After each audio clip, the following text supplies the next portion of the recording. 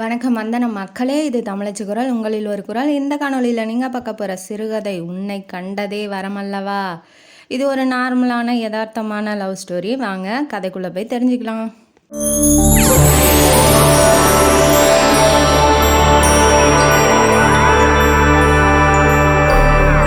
இந்த கதையோட ஆரம்பத்தில் ஹீரோயினியை இன்ட்ரடியூஸ் பண்ணுறாங்க. ஹீரோயினி பேர் இனியா. அவங்க அப்பா வந்து பெரிய பணக்காரர். அவர் பேர் சிவராமன். அவர் ரொம்ப பெரிய பிஸ்னஸ் பண்ணிகிட்ருக்காப்புல. ரொம்ப பெரிய பணக்காரர்.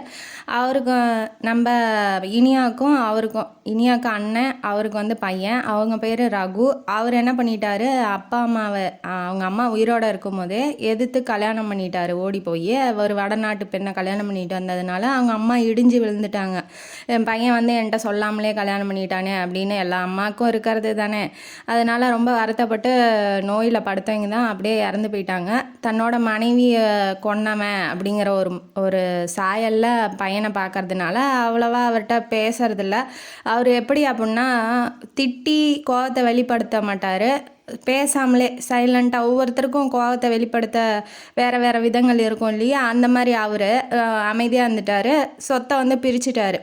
நீ இந்த வச்சுக்கோ, உனக்கு பாதி சொத்து, என் பிள்ளைக்கு பாதி சொத்து, என் மூஞ்சில் முழிக்காத, நீ தனியாக போயிடுவான் ஒய்ஃபை கூட்டிகிட்டு. ஏன்னா அவர் ஒய்ஃபு இறந்துட்டாருங்க இல்லையா, அதனால் அவர் கோவமாக பையனை வந்து தனியாக அனுப்பிச்சி விட்டாப்புல. இனியா வந்து அப்பா பேச்சு ஏதோ அதை மட்டும்தான் கேட்பா. அதை மீறி எதுவுமே செய்ய மாட்டா. அண்ணன் தனியாக போகுமா, அண்ணன் மேலேயும் உயிராக இருக்கா. ரகுவும் வந்து இனியானா ரொம்ப பிரியமாக இருக்காப்புல. இருந்தாலும் இப்போ சுச்சுவேஷன் சரியில்லை இல்லையா, அதனால் அவர் வெளியில் போயிட்டார் ஒய்ஃபை கூட்டிகிட்டு. போகும்போது அழுகிறான் இனியா. கஷ்டமாக தான் இருக்குது அண்ணன் பிரிஞ்சு போகிறானே அப்படிங்கும்போது. அப்பப்போ ஃபோனில் பேசுகிறதோட சரி நம்ம உயிரோடு இருக்கும்போதே நம்ம பொண்ணுக்கும் கல்யாணம் பண்ணி வச்சிடணும்னு நினைக்கிறாரு. அதனால் தன்னோட தங்கச்சி பையனான சுந்தருக்கு வந்து நிச்சயம் பண்ணுறாரு இனியாவை. இனியாவோட விருப்பம்லாம் எதுவும் தனியாக கிடையாது. அப்பா என்ன விரும்புகிறாரோ அப்பாவுக்கு தெரியும். அப்பா வந்து நமக்கு நல்லது தான் பண்ணுவார் அப்படிங்கிற டைப்பு வந்து இனியா. இவ ரொம்ப சந்தோஷம்லாம் இல்லை. ஓகே, கல்யாணம் நடக்குது அப்படி நிச்சயம் பண்ணுறாங்க அப்படிங்கிற ஒரு ரேஞ்சு தான் அவள். ஏன்னா அவளுக்குன்னு ஒரு லவ் லைஃப்லாம் கிடையாது.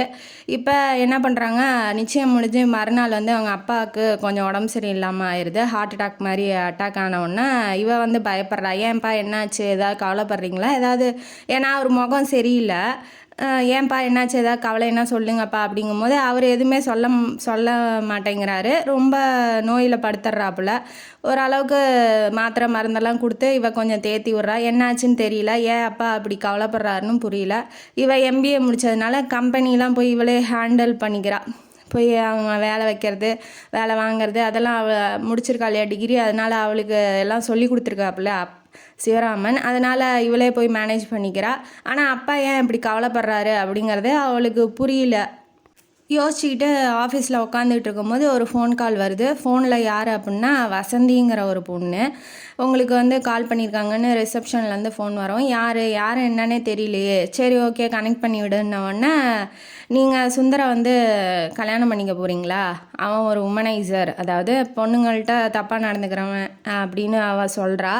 அவளுக்கு அதை கேட்டோன்னே தூக்கி வாரி போட்டுருது. ஏன்னா இவள்கிட்டையே பல தடவை வளைஞ்சிருக்கான் அந்த சுந்தர். அதனால் அவள் ஓரளவுக்கு டிஸ்டன்ஸை மெயின்டைன் பண்ணிக்கிட்டே வந்திருக்கா.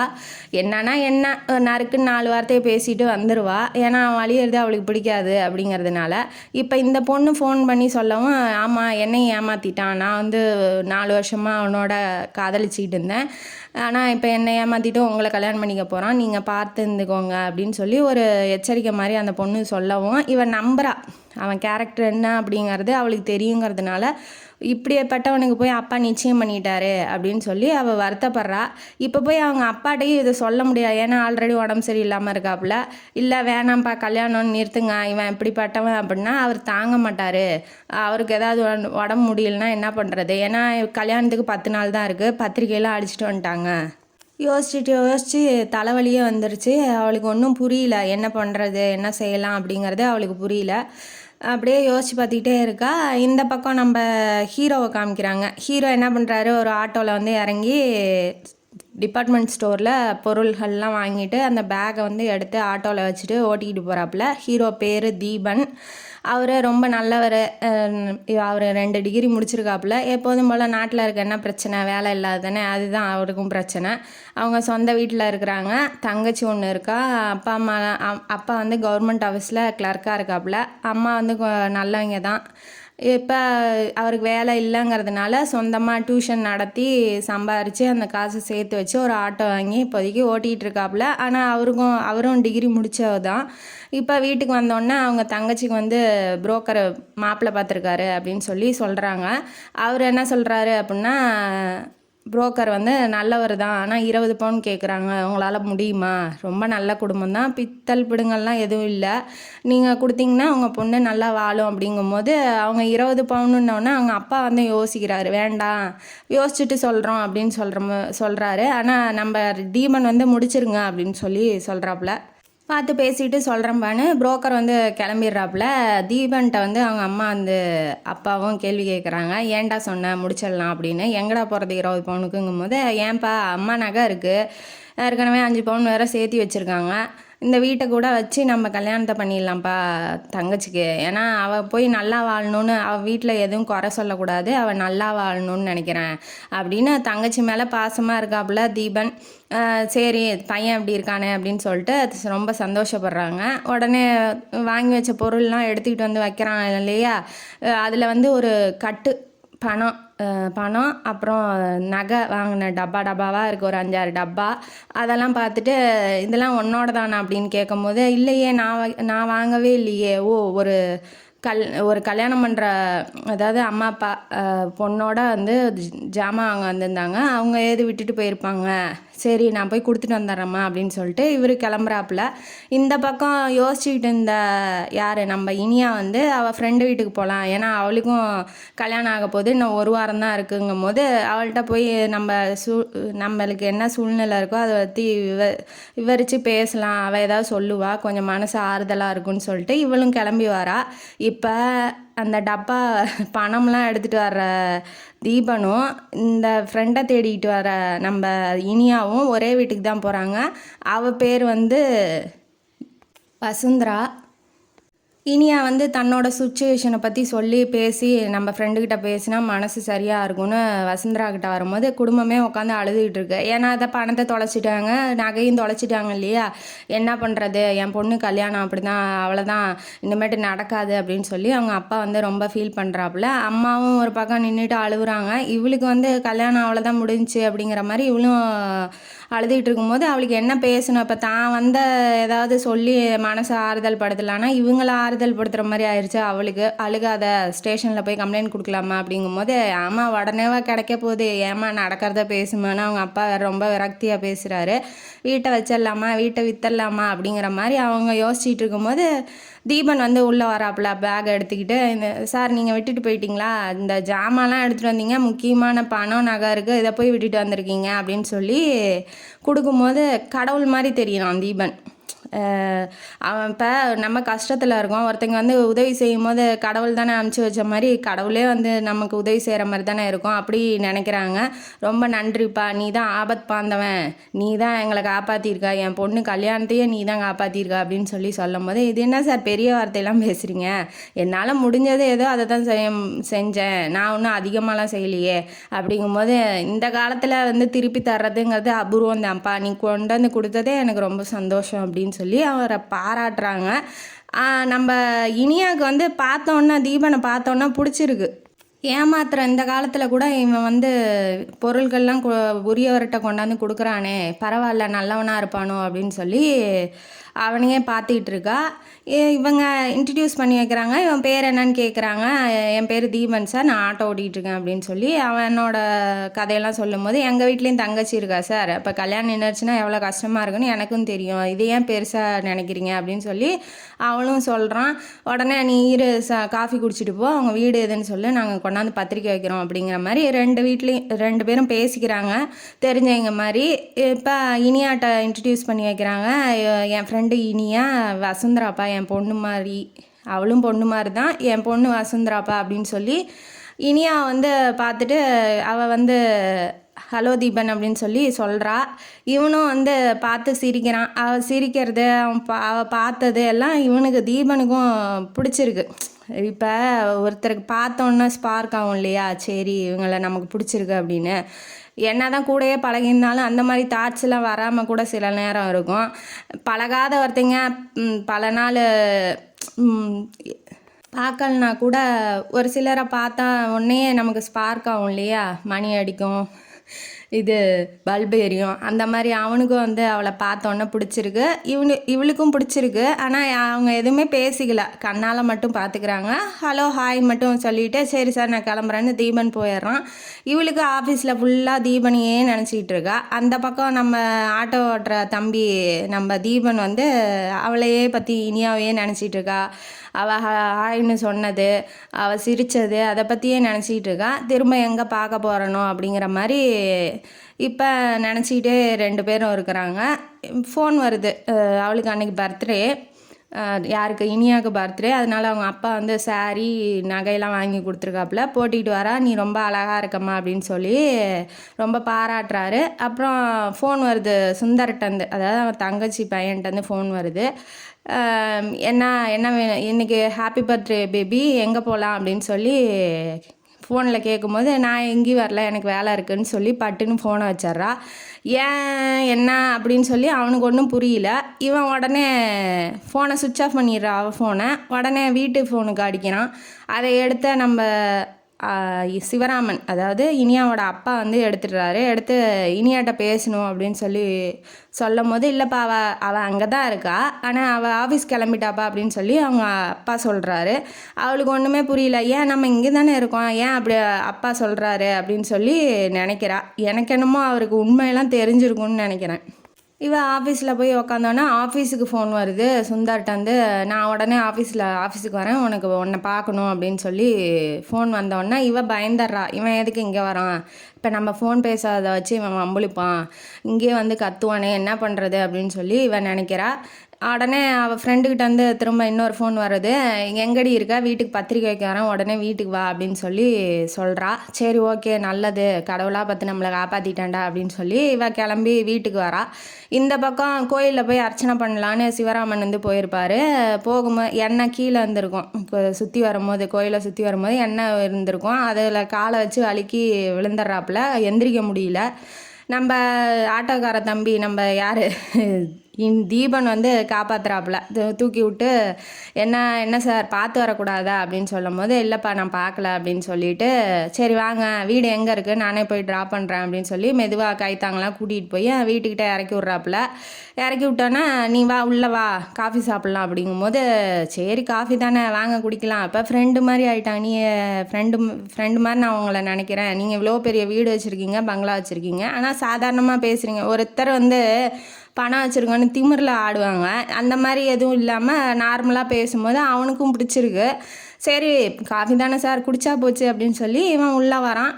உள்ளே வந்தோடனே இப்போ பத்திரிக்கை வைக்கிறதுக்காக அவள் ஃப்ரெண்டு வரவும், அதுதான் இப்போ நகை பணம்லாம் காப்பாற்றி கொடுத்துருக்கான் இல்லையா, அவங்க வந்து இவனோட பெருமையை பாடுறாங்க. இப்படி இவன் தான் வந்து கொடுத்தான், உனக்கு எப்படா தெரியும் அப்படிங்கும்போது, என்னையும் இவன் தாண்டா கூட்டிகிட்டு வந்து வீட்டில் விட்டான் அப்படின்னு சொல்லி 2 பேரும் பேசிட்டு தீபனை பற்றின ஒரு நல்ல எண்ணம் வந்து சிவராமனுக்கு ஏற்படுது. பேசிகிட்டு இருக்கும்போதே இனியா வந்துடுறா. இனியாவை பார்த்தோன்னா அவனுக்கு எப்படி, இவன் பிறந்த நாள், என் பொண்ணு பிறந்த நாளைக்கு கோயிலுக்கு வந்திருக்கம்பான்னு சொல்லியிருப்பார் இனியான்னு. நம்ம பார்த்த இனியா தான் இவளாக இருக்குமோ அப்படின்னு சொல்லி அப்பயே நினச்சிருப்பான். இருந்தாலும் இவளை நேரில் பார்த்தோன்னா, அன்றைக்கி வேறு அவள் பர்த்டே இல்லை, நேரில் பார்த்தோன்னா அப்படியே அழகாக இருக்காள். பார்த்தோன்னா பார்த்துக்கிட்டே இருக்கான் கண்ணில். சரி ஓகே சார் நான் கிளம்புறேன்னு சொல்லிட்டு இவன் தீபன் எந்திரிச்சு கிளம்ப போகும்போது பின்னாடியே வந்து இனியாவும் வரா. வந்தோடனே அப்பா வந்து ஹெல்ப் பண்ணிங்கன்னு சொன்னாங்க, ரொம்ப தேங்க்ஸ் அப்படின்னு தீபன் அப்படின்னு சொல்லும் போது, நான் அவங்கள திரும்ப எப்போ பார்ப்பேன்னு நினச்சிக்கிட்டே இருந்தேன். இப்போ பார்த்தது எனக்கு ரொம்ப சந்தோஷம், many more happy returns of the day Iniya அப்படின்னு சொல்லவும் அவங்க 2 பேரும் அப்படியே கண்ணிலே பார்த்துக்கிறாங்க. லவ் வந்து அதிகமாகுது. அப்புறம் உடனே இவன் கிளம்பி போயிடுறான். அவன் வந்து பேசுனது இவளுக்கு ஞாபகம் வருது.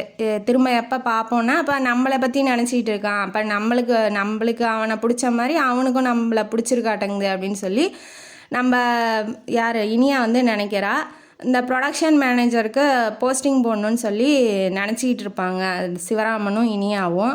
இப்போ இவன் படிச்சிருக்கான், டிகிரி பண்ணியிருக்கான் அப்படிங்கும்போது அந்த போஸ்டிங்கை வந்து நம்ம தீபனுக்கே கொடுக்கலாம் அப்படின்னு சொல்லி சிவராமன் வந்து ஃபோன் பண்ணி இனியாட்ட சொல்லுவாப்புல. ஆஃபீஸில் இருக்கும்போது வருவான், போஸ்டிங்க்கு அப்பாயின்மெண்ட் ஆர்டர் கொடுத்துரு அப்படின்னு சொல்லி சிவராமன் சொல்லுவார். உடனே அவன் வர்றதை பார்த்துட்டு இவன் நல்லா மேக்கப்லாம் மட்டும் ரெடியாக உட்காந்துட்டு இருக்கா. ஏன்னா அவளுக்கு பிடிச்சிருக்கு இல்லையா அவனை. இவன் ஒன்றில் என்ட்ரான உடனே இந்தாங்க ஃபைல்ஸ் மேடம் அப்படின்னு சொல்லும் போது, ஏன் என்ன மேடம்னு சொல்கிறீங்க, இனியானே கூப்பிடுங்க அப்படின்னு சொல்லி சொல்கிறா. ஓகே இனியா அப்படின்னு சொல்கிறான். ஃபைல்ஸ் எல்லாம் பார்க்கணுன்னு அவசியமே இல்லை, நீங்கள் குவாலிட்டியான ஆள் தான் இந்த வேலைக்கு அப்படின்னு சொல்லும் போது, எனக்கு ஃபுல்லாக ஜலதோஷம் ரொம்ப ஓவராக இருக்குது அப்படின்னு சொல்கிறான். எதனால், ஏன் என்னாச்சு, ஹாஸ்பிட்டல் போனீங்களான்னு கேட்கும்போது, ஆமாம் அப்பாவும் மகளும் இப்படி என்னை தலையில் ஐஸாக வச்சுக்கிட்டு இருந்தால் நான் என்ன பண்ணுறது, ஜலதோஷமே போக மாட்டேங்குதுங்கும் போது அங்கே ஒரு ஜோக் அடித்த மாதிரி 2 பேரும் சிரிச்சுக்கிறாங்க. கரெக்டான டைம் பார்த்து அந்த சுந்தர் வந்துடுறான். கதவை திறந்துட்டு வந்தோடனே, என்ன இவன் கூட கூத்தடிச்சிக்கிட்டு இருக்க, எனக்கு நிச்சயம் பண்ணிவிட்டு இவனோட என்ன சிரித்து பேசிகிட்டு இருக்கா அப்படிங்கும்போது, தீபன் வந்து கிளம்பலாம், சரி நான் வெளியில் இருக்கேன் இனியா அப்படின்னு சொல்லி கிளம்பலான்னு போகிறாரு. ஆனால் இனியா என்ன சொல்கிறா, தீபன் போகாதீங்க ப்ளீஸ் அப்படின்னு சொல்லி சொல்கிறா. ஏன்னா இவ பயப்படுறா அவனோட தனியாக இருக்கிறதுக்கு. சரி அவனும் புரிஞ்சுக்கிறான், அதனால் அமைதியாக நின்றுட்டுருக்கான். என்ன நிச்சயம் பண்ணது தெரியாதா உனக்கு, நிச்சயம் பண்ணால் பாதி பொண்டாட்டி மாதிரி தானே, நீ என்ன என்கிட்ட பேச மாட்டேங்கிற, போகிற வரவன்ட்ட வேலைக்கு வரவன்ட்டெல்லாம் நின்று பேசிகிட்டு இருக்க, போடாடே வெளியில் போடா நான் பேசிகிட்டு இருக்கேன்ல அப்படின்னு சொல்லி அவர் அந்த சுந்தர் வந்து சொல்கிறான் தீபனை பார்த்து. அவள் டென்ஷன் ஆயிடுறா, நீ முதல்ல வெளியில் போ, உன்னை பற்றி எனக்கு எல்லாம் தெரிஞ்சிருச்சு, நீ இன்னொரு பொண்ணோட பேசிட்டு இன்னொரு பொண்ணு வாழ்க்கையை கெடுத்துட்டு இப்போ வந்து என்ன கல்யாணம் பண்ணிக்கலான்னு நினைக்கிறியா, அதெல்லாம் நடக்காது, நான் அப்பாட்ட பேசிக்கிறேன். உங்கள் அப்பாட்ட என்னன்னு சொல்ல போகிற, எனக்கு நிச்சயம் பண்ணிவிட்டு இன்னொருத்தங்க கூட கூத்தடிக்கிறேன்னு சொல்ல போறியா, நீ என்ன பண்ணாலும் நீ தான் என்ன கல்யாணம் பண்ணிக்கணும் அப்படிங்கிற மாதிரி அவன் பேசவும், என்னால் முடியவே முடியாதுங்கும் போது இவன் போய் கையை பிடிச்சி இழுக்கவும் அவள் கையை உதறி விட்டு அந்தாண்ட போய் விழுகிறத உடனே பிடிச்சிட்றான் நம்ம தீபன். பிடிச்சோடனே, ஏன்டா நான் அமைதியாக இருந்தால் நீ என்னடா ரொம்ப ஓவராக பண்ணிகிட்டு இருக்க, எதுக்குடா லேடிஸ் மேலே கையை வைக்கிற, உனக்குலாம் அறிவே இல்லையா அப்படின்னு சொல்லி பயங்கரமாக, இவருக்கு வேறு பிடிச்சிருக்கு இல்லையா, லவ்வர் முன்னாடி கெத்த காமிக்கிறாப்புல, இந்த வாட்டி கையை வச்சா அவ்வளோதான், நீ கொன்னே போட்டுருவான், ஒழுங்காக வெளியில் போ அப்படின்னு சொல்லி தீபன் மிரட்டும் போது அவன் கொஞ்சம் பயந்துடுறான். சரி இவன் மிரட்டுறான், இவன் எதுக்கு தேவையில்லாமல் மிரட்டுறான் அப்படிங்கிற மாதிரி அவன் கொஞ்சம் அமைதியாகிடுறான். ஒழுங்காக இப்போ நீ என்னை கல்யாணம் பண்ணிக்க முடியாதா அப்படின்னு சொல்லி கேட்கும்போது சிவராமன் உள்ளே வந்துடுறாரு. ஏன்னா ஃபஸ்ட் நாள் தீபனுக்கு, அதனால அவனுக்கு கொஞ்சம் வேலை சொல்லி தரலாம் அப்படிங்கிற மாதிரி இவர் வந்திருப்பார்.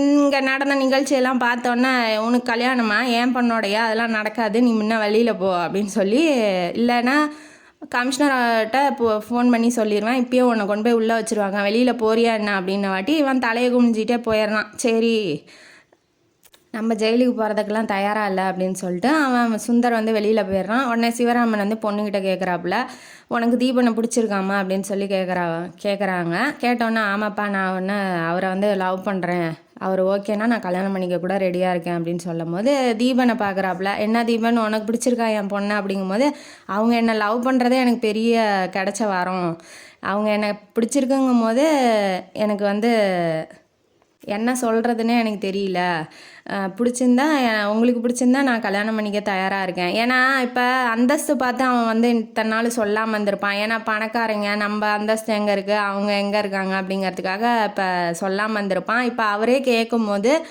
அவன் வந்து உண்மையை சொல்லிடுறான், ஆமாம் எனக்கு இனியாவை பிடிச்சிருக்கு, நானும் கல்யாணம் பண்ணிக்க விரும்புகிறேன் அப்படிங்கும்போது இவருக்கு வந்து முன்னாடியே தெரிஞ்சிருக்கும், நிச்சயம் ஆன மறுநாளே வேற ஒரு பொண்ணோட அந்த சுந்தர் சுற்றிட்டு இருப்பான். அதனால தான் அவருக்கு உடம்பு சரியாமல் போயிருக்கும். தான் பொண்ணு பிடிச்ச நல்லவனாக இருக்கான், பிடிச்சிருக்குங்கிறா, அவனுக்கே கல்யாணம் பண்ணி கொடுக்கும்போது கொடுக்கலாம், தான் பொண்ணு வாழ்க்கை நல்லாயிருக்கும் அப்படின்னு சொல்லி அவரும் நினச்சிக்கிட்டு, ஓகே கல்யாணத்துக்கு வந்து நான் அவங்க வீட்டில் வந்து பேசுகிறேன் அப்படின்னு சொல்லிவிட்டு இவர் கிளம்பி போயிடுறாப்புல. 2 பேரும் வந்து பார்த்தோன்னே, நீங்கள் என்னை வந்து பிடிச்சிருக்குன்னு சொன்னதே எனக்கு பெரிய சந்தோஷம், நீங்கள் வாழ்க்கையில் கிடைச்சதே எனக்கு ஒரு வரம் மாதிரி அப்படின்னு சொல்லி இனியா சொல்லும்போது, அப்படி இல்லை நீ கிடைச்சது தான் எனக்கு வரம், உன்ன மாதிரி ஒரு நல்ல பொண்ணை பார்த்ததே என் வாழ்க்கையில் கிடைச்சா மிகப்பெரிய வரம் அப்படின்னு சொல்லி 2 பேரும் ஹக் பண்ணிக்கிறாங்க. அவங்க வாழ்க்கை இனிமேட்டு இனிதான் நடக்கும்னு இந்த கதையை இதோட முடிக்கிறோம். இந்த கதையிலேருந்து நமக்கு என்ன தெரியுது, ஒவ்வொருத்தரோட வாழ்க்கையிலையும் வரமாக ஒருத்தங்க இருப்பாங்க அப்படிங்கிறது நமக்கு தெரியும். அது அப்பாவாக இருக்கலாம், அண்ணனாக இருக்கலாம், தம்பியாக இருக்கலாம், அக்காவாக கூட இருக்கலாம், வரப்போகிற கணவராக இருக்கலாம், இல்லை வரப்போகிற மனைவியாக கூட இருக்கலாம். ஆனால் ஒவ்வொருத்தர் வாழ்க்கையிலையும் வரமாக ஒருத்தர் இருப்பார் அப்படிங்கிறது இந்த கதையிலேருந்து நமக்கு தெரியுது. இந்த கதையும் காணொலியும் உங்களுக்கு பிடிச்சிருந்தா லைக் பண்ணுங்கள், ஷேர் பண்ணுங்கள், சப்ஸ்கிரைப் பண்ணுங்கள், கமெண்ட் பாக்ஸில் கமெண்ட் பண்ணுங்கள். நன்றி மக்களே.